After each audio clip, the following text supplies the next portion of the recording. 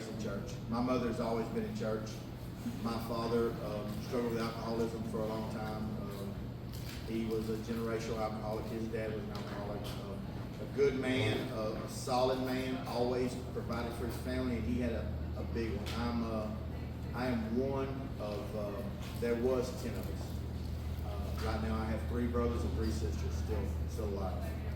So he was always under the gun. He always showed us love, but he couldn't tell us he loved us.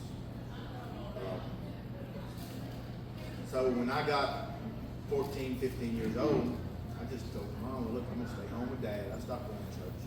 I would come periodically. I was in the group of kids and everywhere that the other parents said, hey, don't hang out with them. Even in church, I was the ones that would go into Holly Youth Convention, and our hotel room would be the one that everybody was getting drunk in. And that's how I was. Rebellious from a very young age. When I turned 18, I started working in the refineries. I'd already experimented with weed, and I had already been drinking. Well, when I got working around those guys, they took a liking to me, and they're like, hey man, stop at this gas station, we'll buy you a couple beers. Well, that at 18 turned into about 20 that I could buy alcohol just about anywhere I stopped, and I was drinking a 6-pack of Tall Boys between Beaumont and Buena every day. On the weekends, Friday night, Saturday night was time to party.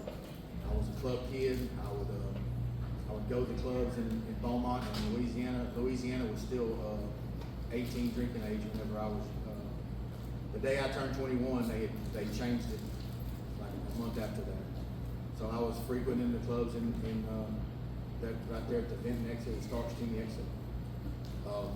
Every weekend, I was Friday night, Saturday night. It was ecstasy and acid, and through a pretty short period, ecstasy and acid on Friday and Saturday night turned into cocaine on Tuesday to get through the week, and that turned into pretty substantial everyday drug use. I still maintained I had been brought up with a real rigid work ethic, so I would still come to work even though I was strung out as bad as I was. That lasted until around 94. I was 18 years old in 91. Around 94, 95, I busted my first drug test for a company I'd worked for a very long time. And that stability I had was all of a sudden gone. And took a job with some friends of mine. We were traveling with a construction company, and it was nothing but a party then. For a couple of years, I ran with those guys, and we were partying all the time. It was alcohol and drugs every day.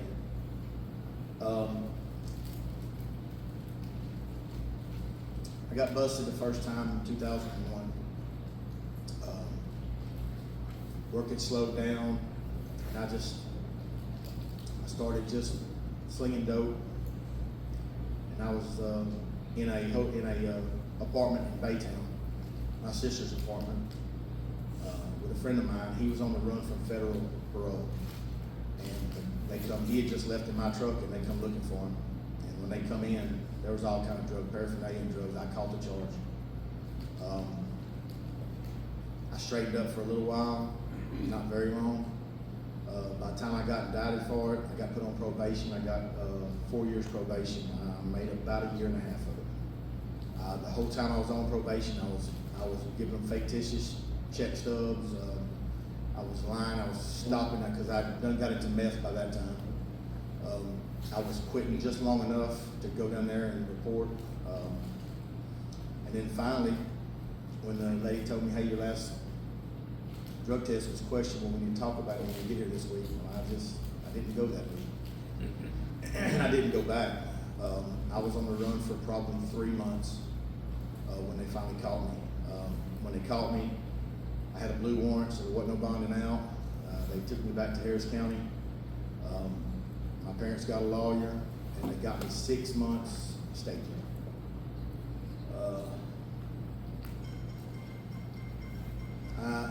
I went in there, I was 28 years old.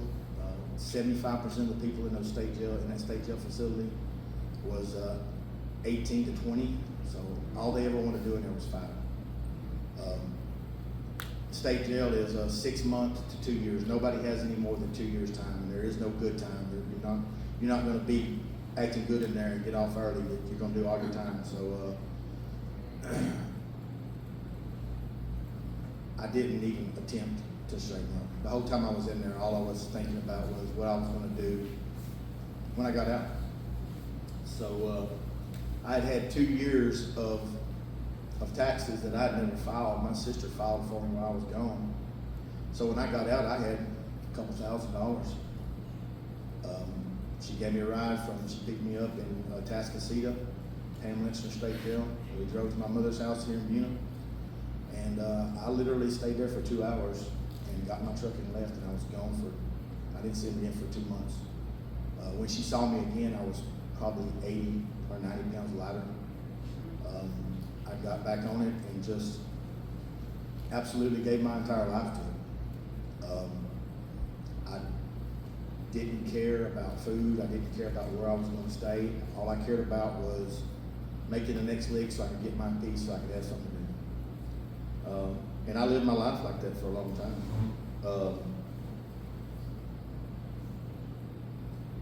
I got out of state jail in 2003.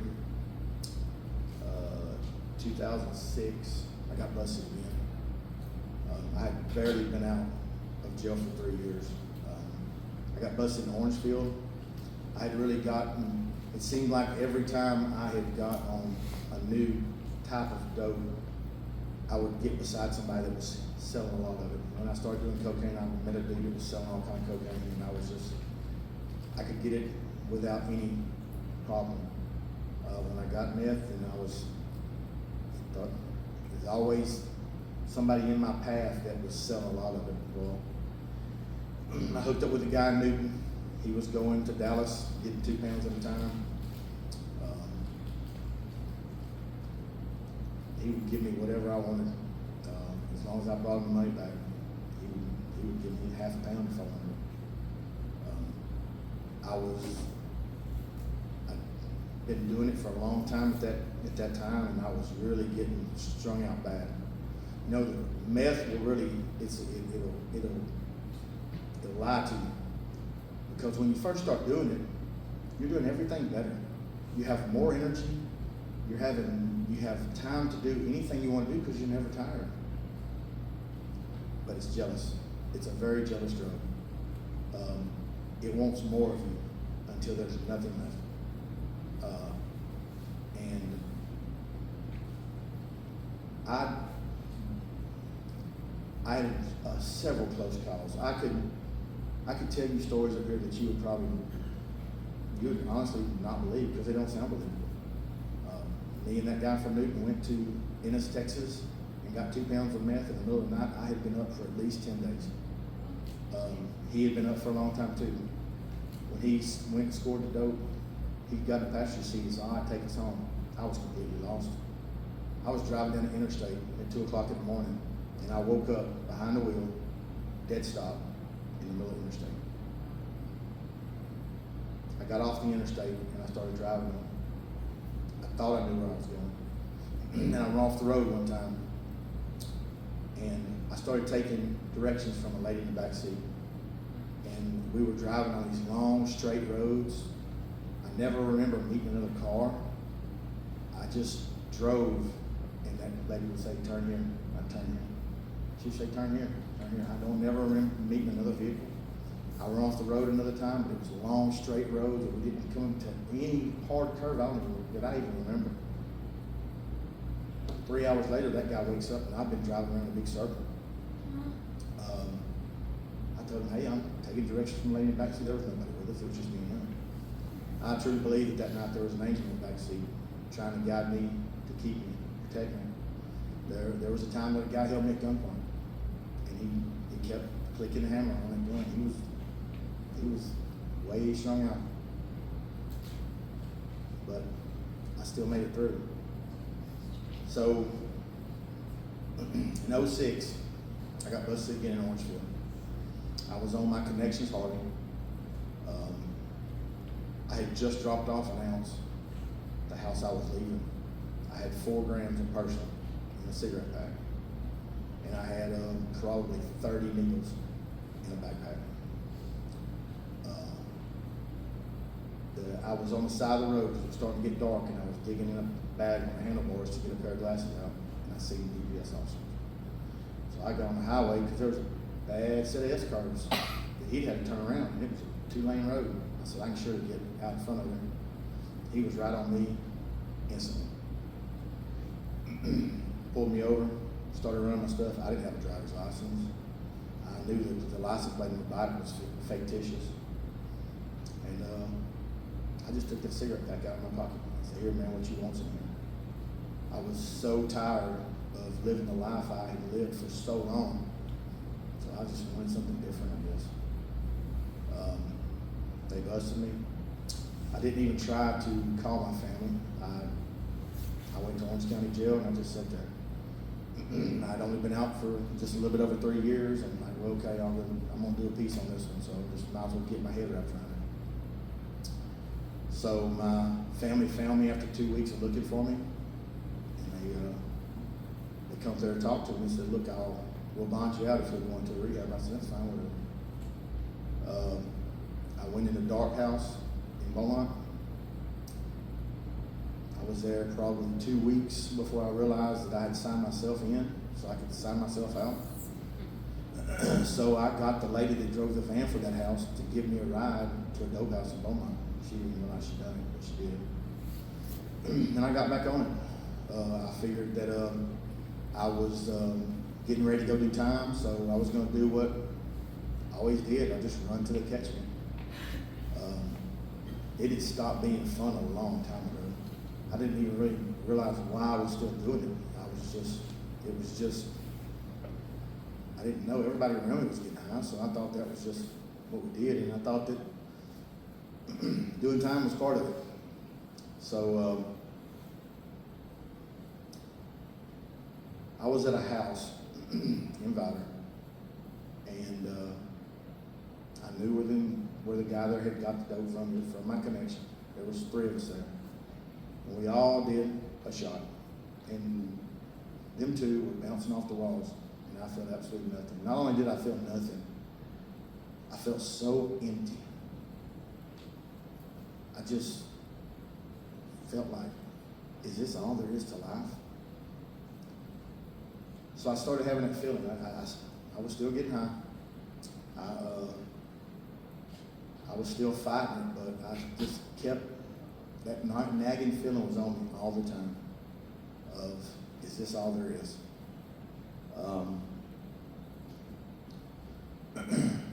It was '07. Might have been the latter part of '06. I was, my family here, my mother and dad were in Houston all week. They would always, every week that's been the week in Houston, because my mother was staying with my sister over there, babysitting her kids, and my dad worked over there. So I knew that when I came there, nobody would be there from Sunday night on till Friday. So it was probably Wednesday morning. I get up there. My thought process was get a little something to eat, get a little rest, and be gone before anybody ever gets there. I get there, it's probably 1, 2 o'clock in the morning. I go in my bedroom that's there, and I turn on the TV and I scroll through 100 channels, and I can't find anything on. I just cut it off, and I throw that remote down, and there's a Bible there. Been there for years. I pick it up and I open it, and I try to read it, and it's like gibberish to me. I close it, set it aside, and turn the TV back on. 100 channels, nothing. So I look at that Bible again, I open it again, and the next verse, I've never been able to find it. I don't know if it's even in it, but it was something like, it is not always given to man to know, to understand the thoughts of the Lord. And I'm like, oh, I was just thinking that. I close it, and I'm like, no, I was just thinking that. So something in me just said, go to the words and read. So I got in the Gospels and I started reading Matthew, Mark, Luke, and John. And before I know it, my parents are there. So it's Friday. I've been reading the Bible for 3 days. I don't remember sleeping. I don't remember eating. I don't remember doing anything. I had that voice in my head like, well, you just finally went crazy. Just if you'll get out of here, you can meet tomorrow Eastville. The guy down there, he's always been good to you. He'll take care of you. I just didn't feel like doing it anymore. I didn't want to go to church. I didn't know what was going on in my life. I just stayed behind a closed door. I didn't want nobody to see. I didn't want my mom asking.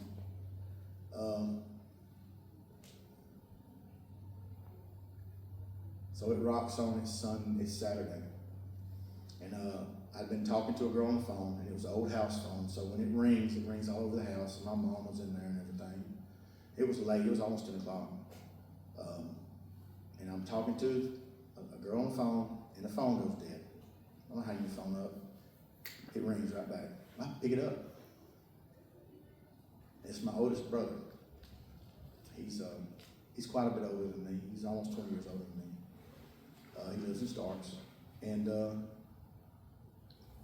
I didn't recognize who it is. I mean, I haven't talked to him in probably 4 or 5 years. I hadn't even thought about the dude in 3 or 4 years, But I recognize his voice, and I'm like, hey man, how's it going? I guess you called to talk to mom. I'm walking down the hall, bring her a phone. He said, no, man, I called to talk to you. Like, you called to talk to me. I said, how would you even know I was here, man? He said, man, and I thought that he had talked to my sister Melissa. She's the only one that's seen me reading the Bible. But she wasn't going to church at that time, so I didn't feel like she would be hassling or saying anything to anybody. He said, yeah, I've been talking to somebody. He said, I've been talking to the Lord. I didn't know he was going back to church. He said, I've been in prayer meeting. He said, and when I come home, you was on my mind. And he said, when you answered the phone, I knew it was the Lord. And he started pretty much tearing it down to me about what I was going through and everything. And I'm like, man, he goes, let me come get you to go to church. I said, man, no, I'm not ready, man, I'm not ready. He goes, man, ain't never going to be a better time. You ain't never going to be this ready. He said, let me come get you in the morning for church. I said, no, man. I said, look, you come get me Sunday night. He said, all right, I'll be there. Well, all that day, I'm just like, that voice is telling me, run. Just get away. I was tired of running. I was just completely wore out from that life. I'm 33 by this time. I've been doing this pretty much since I was 18. That old empty feeling was there, been nagging at me for years. So he come got me, and he set me down at that church, and that church in Starks is the church that my mother was raised in. I got aunts and uncles all over that place. It's a place very familiar to me from my childhood. And he set me down, and he disappeared. I was sitting there with his wife. When church started, he popped back up, and man, that church is going on, and that choir is singing, and he ain't paying no attention to nothing. He's talking to the Lord right beside him. I know what he's doing. And that first song ended. They started the second song, and I couldn't take it no more. I was just crying. And he said, come on, man, let's go.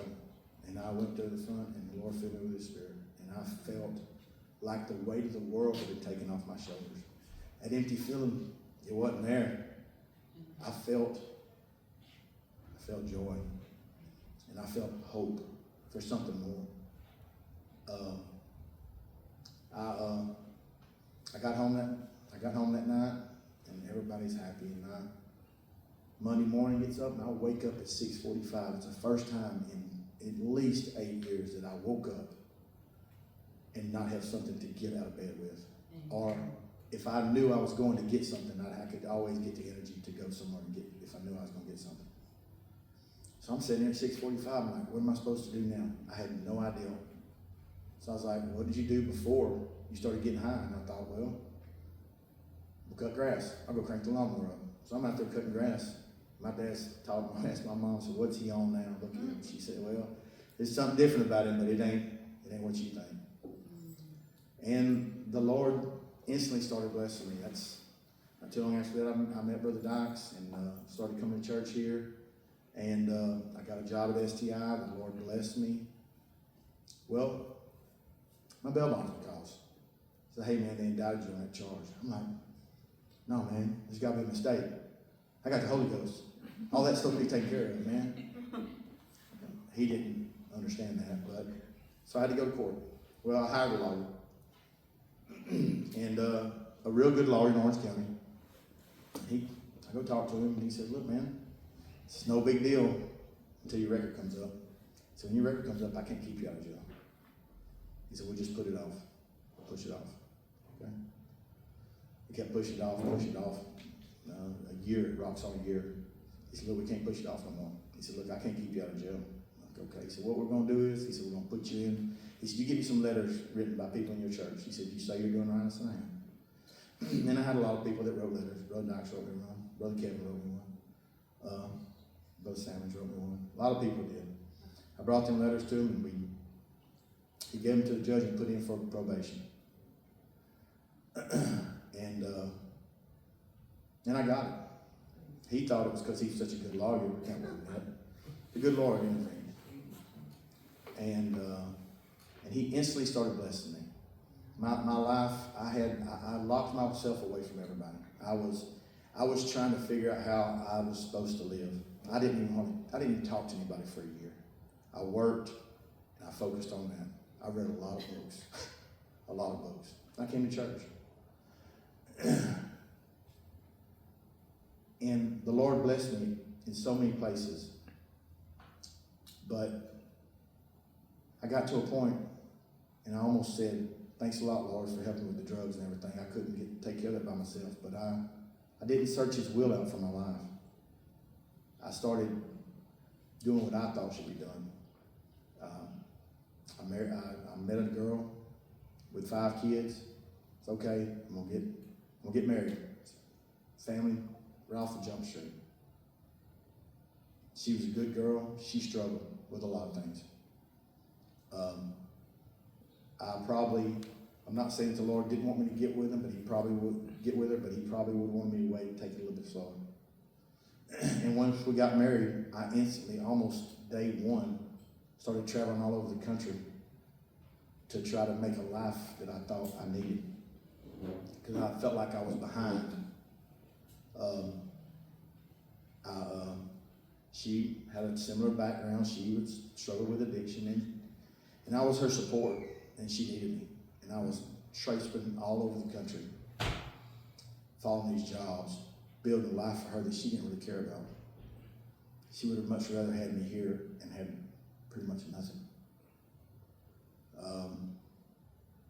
We struggled a lot. She struggled a lot because all those people didn't like seeing her doing good, and they instantly started pulling down on her. And she didn't have the walk with the Lord to battle that. And we struggled our entire marriage. It got to the point where the boys, 4 of them were living with us. They went to live with their dad. And I come in from a job in Illinois, and I told her, listen, this is it. You can come back with me up there, or get your stuff and go wherever, because I was to that point. And she came up to Illinois with me, and it was probably some of the best time we had in our entire marriage. It wasn't probably, it was. She was away from everybody. We were living a good life. 2 of the boys come up there and started working with me. It was a happy time, and she got sick. I come home from work, she was catatonic in the bed. We got her to the hospital that night. The ambulance did. Her blood pressure was 45/40. They told me that I needed to get ready to accept what's going to happen, inevitable. I never let my faith waver. I told them, no, it's going to be okay. It's going to be okay. I even had a room full of doctors tell me that I needed to get a grip on reality. She was in a coma. They gave her a lot of blood pressure medicine to try to get her blood pressure up to some kind of stable. She was on a ventilator. All that blood pressure medicine they gave her killed the blood flow to her extremities. Her feet turned blue, her hands turned blue. There was a nitroglycerin cream they put on her hands, but they said they couldn't put it on her feet. Her legs died. They told me that I had to make the call to cut her legs off to keep her alive because she'd never make it. I had to make that call. It was an absolute tormenting time. We were there. We were a week and a half in, probably, almost 2 weeks in that she had been there. Her legs had been off for a couple of days, and she wasn't turning or making a turn. They said it was going to happen. A specialist that came in for the weekend, and he met me in the lobby where all the boys were, and he was talking about how one of his people that had lost both their legs just ran a marathon. He was so upbeat. And I'm like, yeah, he's talking to all the boys, and they're like on top of the world. And we walked back there together in the ICU, and he looked at my wife, and he like rocked her head side to side, and he looked at me, he said, oh, she's already gone. I'm like, huh? He said, yeah, she's gone. I didn't know she was in this bad shape. I'm like, hey man, you just sit out there and told all them boys how she was going to be running marathons, and now you don't come back here and tell me this. And he's like, man, I'm sorry, I just didn't know she was this far gone. Well, I threw him out, and I sat by that bed that night, and it was a physical thing that I felt on my shoulders of weight pushing down on me, the doubt. It was all over me. And by 5 o'clock that next morning, I was almost in the floor, and I said, I've got to get out of here. And it was like mid-April up there at that time, and it was still cool in the morning, and I walked out of that hospital, and I said, I gotta find some place. I was frantic. And it's a teaching hospital. There's a big campus there in Champaign, Illinois. I found a big rock by a table, and I'm like, that's where I need to go, right there, to the rock. And I got at that table, and I started crying out to the Lord, and I was bawling, and people were walking by me, and they were thinking I was crazy.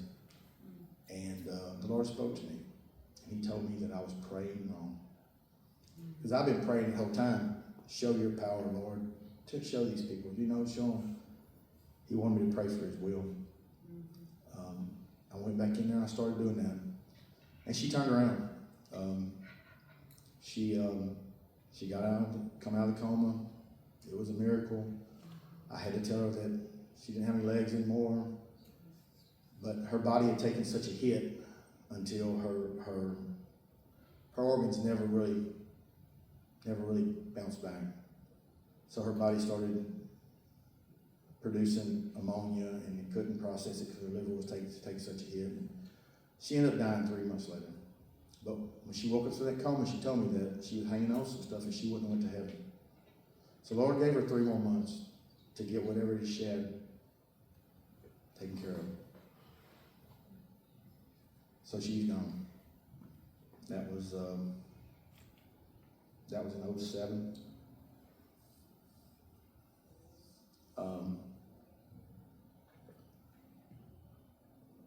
So I was questioning the Lord. Why, Lord, did you do this to me? I've tried everything I can to live for you. I've tried. I know that I failed, but I'm doing my best. And I jumped right into work. I worked probably like 45 days straight after she died. I only took 3 days off of work for the funeral. And work slowed down after that. And I was sitting in that trailer all by myself. And I would hear her call me from the other end of the hall. And I would get up and walk down there, not really knowing what I would find. And I sat in that chair and I said, Lord, why? Why me? And He told me something. He told me that, why do you think it's about you? He said it was never about you. He said, I used you. You were a tool I used to get her where she needed to be. And that was a very humbling experience. And so I figured out I got to keep on going in life. Still, I didn't submit. I didn't, step 3 tells us we make a conscious decision to turn our lives and will over to God. I didn't do that. I met a girl, six months later, I was married again to my second wife, Jessica. She had a 5-year-old son that I truly just really loved. I knew she had some issues, but I didn't realize the issues she had. She had probably, when we met, it was easily $150 a day till I had it. She took money out of the bank. She wrote checks. It was a really hard time, but by that time I'd already fell in love with Drew. And I was willing to do whatever I could to try to help her, because I knew that if I didn't help her, that I'd be turning out on the street. And I couldn't put myself, what I wanted and my happiness, and do that to them, you know. We went into rehabs, multiple rehabs, on and on and on. For 5 years, she would struggle. She would go through times that she was doing all right, you know, but most of the time it was a struggle. And she ended up dying in April of 23 in our house with me and Drew standing there. Complications due to congestive heart failure that she would never go get taken care of because she wouldn't stay clean long enough to get it taken care of.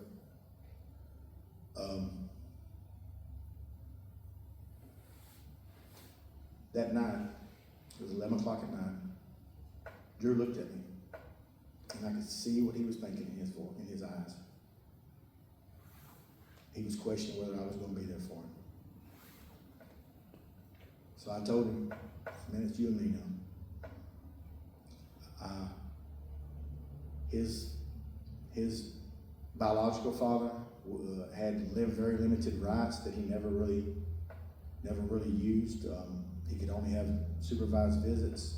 He was strung out, been in prison, all this stuff. So 3 months after Jessica died, I thought, well, I got to get something more secure than what we have together. So I hired a lawyer. He served the new papers, and he wants to act like he's going to be father of the year. He takes me to court. I hired a lawyer that thought all he was going to have to do was file paperwork. So he told me once that Drew's dad got a lawyer, he said, look, I'm no good in court, you need to hire somebody else. So he had filed a piece of paper to try to get the court case in Jasper County, because it was in Hardin County where their divorce decree was. So I hired Matt Moraine out of Jasper. He took it last minute because when the day I seen him, we had to be in court like 2 days later. And that judge in Hardin County really wanted to take Drew away from me. The only reason he didn't, I called Brother Dykes at lunch break, and I said, look, man, he's going really bad. I need y'all to pray for me, because this guy's going to take him away from me. He all but said it over the bench. And they did. Him and Sister Dykes started praying, and they got some people from the church to start praying. And the judge said, look, you haven't seen your son in 4 years, so what I need to do is I'm going to set up visitation for you so you can have a relationship with your son, and that way, here in a couple of months, when we take him out of the house he's been living in, it won't be such a shock for him. So my lawyer said, yeah, but Judge, didn't we file that motion to bring this to Jasper County? And he said, yes, I see that you did. They had 21 days to answer, and we were on day 23. So it automatically went to Jasper County. If they would have caught that piece of paper and knew to file a motion to go against it, it would have never left Hardin County, and I would have had to deal with that judge the whole time. So we had to let him start visiting, and he didn't want to. It was a really tough time, but I did something. Me and Drew started praying for his dad every night, and I really tried not to have any animosity against him. And things started changing. When we got to court in Jasper County, it was a whole different ballgame. the judge up there said, look, where this boy's going to go home today is not a question. He's going home in the house he's lived in the past 5 years. The only thing we got to get hammered out is your visitation. And he worked it out. The Lord worked it out. He can see him every other weekend now, but he barely sees him once every 4 months, you know. So I said, okay, Lord, I get it. I'm going to wait on you. No more, this is what I think should happen. It's going to be what you want to happen. A couple of months after Jessica died, Sister Tanya come to me and she said, hey, I'm going to start this Celebrate Recovery. I'd heard about it, you know. In that rehab I was in Beaumont, the guy was talking about it in there. And I understood why she would come to me, because everybody knows my story. It wasn't nothing that was hidden, you know. I said, okay, Lord, that's what I'm supposed to do. So we started this. I came and helped. My thought process was, you'll get to help somebody that went through the same thing you went through. And I was always down to help somebody. I didn't realize what I would get out of this. Sharing my testimony has changed my life so much. It has, there's a lot about putting it on paper, but there's a lot about getting up here in front of y'all and just kind of laying it all bare too. I give God the glory for it, because He has definitely blessed my life. Is it always been perfect? No, it is not. But every struggle I've gone through, the Lord has been right there with me. And every time I think, okay, this is it, you're losing it, the Lord's right there saying, hey man, I'm here.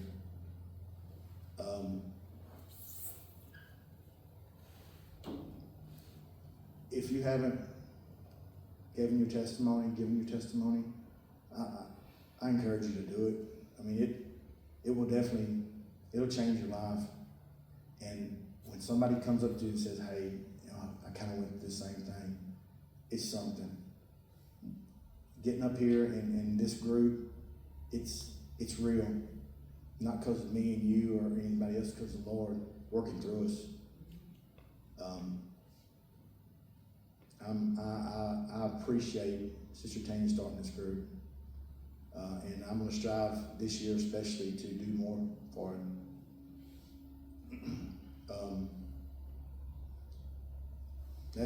That's it, guys. I mean, just, you know, my testimony's got a lot of different aspects. And I know if you went to the Quincy the other day, it's different than what I gave down there, because it was so dark up there I couldn't see my notes. So I kind of had to wing it. But the Lord will help you through things. But that's when the dangerous time sets in. Because when you get through it, sometimes you think you don't need Him no more. And that is a trap. Because I needed Him more then than I ever did before, because in my mind everything was good. So the problems that you get into are so subtle, but they are just as dangerous. And they are just as dangerous. I still got a great relationship with the kids from Charlie, my first wife, Tyler being one of them right there. I still, there's 5 of them boys, and I love them like they were my own, and I would do anything for them. Y'all know Drew pretty much. I love him. So I got 6 stepsons, so I got enough to carry a casket. So I think I'm good. All right, guys. I love y'all. And that's it, man.